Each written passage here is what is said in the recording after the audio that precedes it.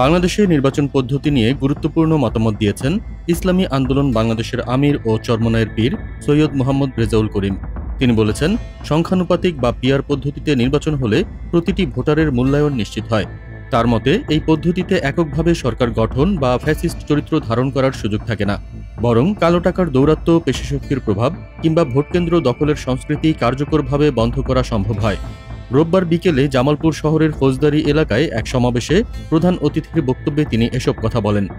এ সময় তিনি অভিযোগ করেন, বর্তমান কাঠামোয় মাত্র ৩৫ থেকে ৪০% ভোট নিয়েই সরকার গঠিত হয়, অথচ বাকি ৬০% ভোটের কোনো মূল্যায়ন হয় না। তিনি প্রশ্ন তোলেন, জনগণের সেই বিশাল অংশের মতামত কি তবে অকার্যকর থেকে যায়?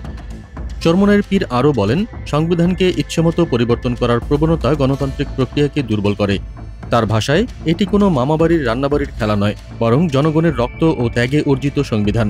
তিনি হুঁশিয়ারি দিয়ে বলেন, যদি দেশের সম্পদ পাচার, দুর্নীতি ও দখলদারিত্বের চক্র অব্যাহত থাকে, তবে জনগণ আবারও রাজপথে নামতে বাধ্য হবে। রাজনীতি বিশ্লেষকরা বলছেন, চরমনায়ের পীরের এই বক্তব্য বাংলাদেশের ভবিষ্যৎ নির্বাচন পদ্ধতি নিয়ে নতুনভাবে চিন্তার দরজা খুলে দিল। প্রশ্ন হচ্ছে, সংখ্যানুপাতিক পদ্ধতি কি সত্যিই জনগণের প্রতিটি ভোটের সঠিক মূল্যায়ন নিশ্চিত করতে পারবে?